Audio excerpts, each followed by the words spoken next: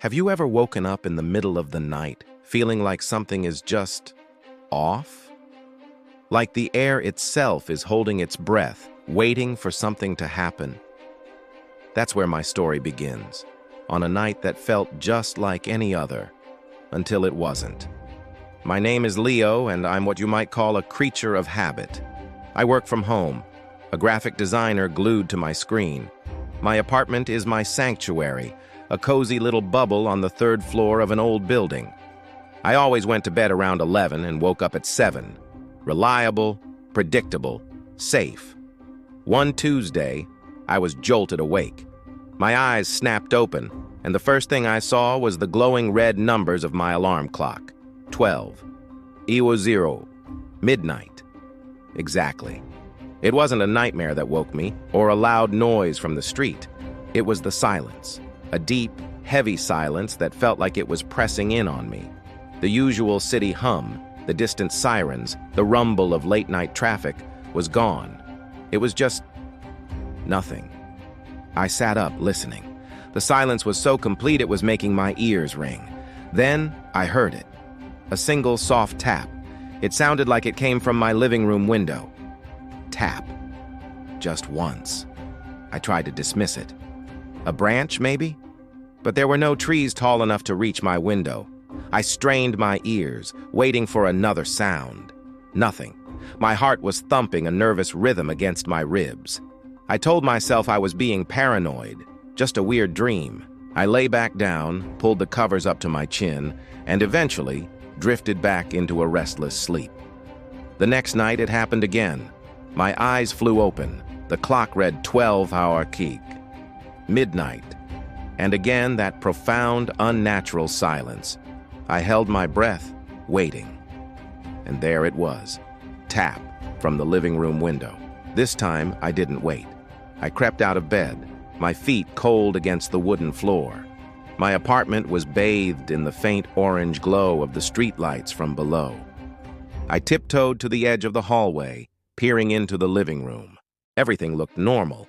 My sofa, my coffee table, my collection of vintage posters on the wall, and the window, dark and still. I took a slow, deep breath, trying to calm my racing heart. This is ridiculous, I thought. I'm letting my imagination get the better of me. I was about to turn back to bed when I saw it. A flicker of movement on the glass. It was so fast I almost missed it. I froze, my eyes locked on the window pane. It looked like a smudge. A dark smudge on the outside of the glass. But it hadn't been there before. I was sure of it. That was when the real fear started to creep in. The third floor. Nothing and no one could be out there. I backed away slowly, my eyes never leaving the window, and retreated to my bedroom.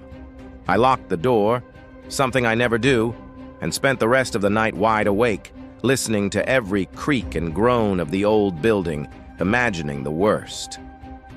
Night 3. I was determined to stay awake.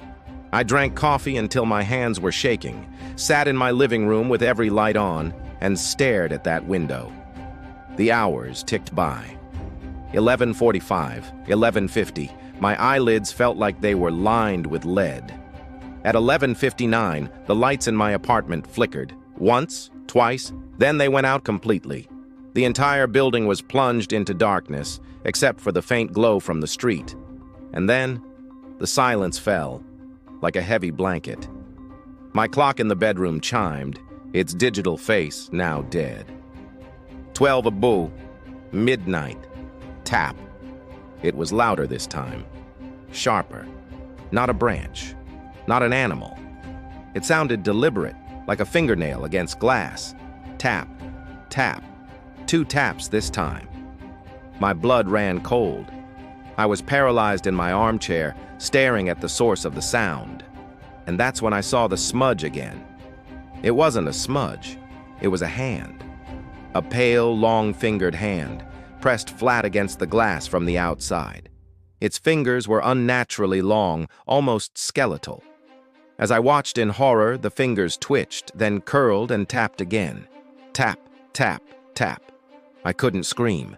The sound was trapped in my throat. I wanted to run, to hide, but I was frozen, mesmerized by the grotesque sight. The hand slowly slid down the glass, leaving a greasy, dark smear in its wake before disappearing below the windowsill. I don't know how long I sat there, staring at the empty window, at the smear it left behind. An hour? 2? The power eventually came back on with a hum, and the familiar sounds of the city slowly started to filter back in. But I didn't sleep. How could I? The next day was a blur. I tried to work, but all I could see was that hand. I thought about calling the police, but what would I say? That a hand tapped on my third-floor window? They'd think I was crazy. I thought about calling the landlord, asking if anyone was doing maintenance, but I knew the answer. No one works on the outside of a building at midnight. That night, I decided I couldn't just sit and wait. I had to do something. I barricaded my living room window. I dragged my heavy oak bookshelf in front of it, stacking books and anything else I could find to block the view. It was a fortress of paranoia. I left the lights on, turned the TV up loud, anything to drown out the silence I knew was coming. At 11:59, just like clockwork, the power died. The TV went silent. The lights went out. The oppressive silence descended. My heart hammered in my chest. I stared at my bookshelf barricade, and I waited. 12 of me. Midnight. Silence. For a moment, I thought maybe it had worked. Maybe I had scared it away. A wave of relief washed over me, so powerful it almost made me dizzy. Then I heard it. Tap. It wasn't coming from the living room window. It was coming from my bedroom. I spun around, my eyes wide with terror, staring down the dark hallway towards my bedroom door, which I'd left wide open. From the darkness of my room, I heard it again. Tap, tap. It was coming from my bedroom window, the one I hadn't thought to barricade. How could it be in 2 places? My mind was screaming. This thing, whatever it was, wasn't just outside my living room. It was playing with me. Slowly, methodically, I started backing away from the hallway. My escape route was the front door. Keys. I needed my keys. They were on the hook by the door. I fumbled in the dark, my fingers shaking so badly I could barely grab them. Tap, tap, tap. The sound was getting faster, more insistent. It felt like it was right behind me now. I finally got the keys, my hand closing around the cool metal. I turned to the front door, my back to the hallway, and jammed the key into the lock. That's when I heard a new sound. A sound that will haunt me for the rest of my life. It wasn't a tap, it was a scratching. A slow, deliberate scratching sound coming from right behind me, from the hallway, from my apartment. It was inside. I didn't wait to find out what it was. I wrenched the door open and sprinted out into the building's hallway, not even bothering to close it behind me. I flew down the 3 flights of stairs, my bare feet slapping against the cold concrete, my breath coming in ragged sobs. I burst out of the main entrance and into the night, and I just kept running. I didn't look back. I ran until my lungs burned and my legs gave out, until the sun started to rise, painting the sky in colors that promised a new day. I never went back to that apartment. I left everything behind, my clothes, my work, my life.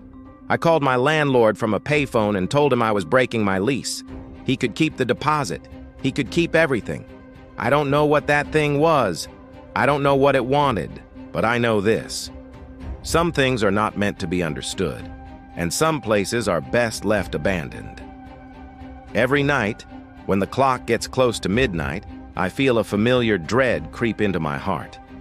I make sure my doors are locked, my windows are secure, and I never ever let myself be in silence when the clock strikes 12. Because I know it's still out there, somewhere. And I have a terrifying feeling that sooner or later it's going to find me again. Tap, tap, tap. Thanks for listening to my story. If you found this chilling, be sure to hit that like button and subscribe for more tales from the dark. Stay safe out there, and maybe keep a light on tonight.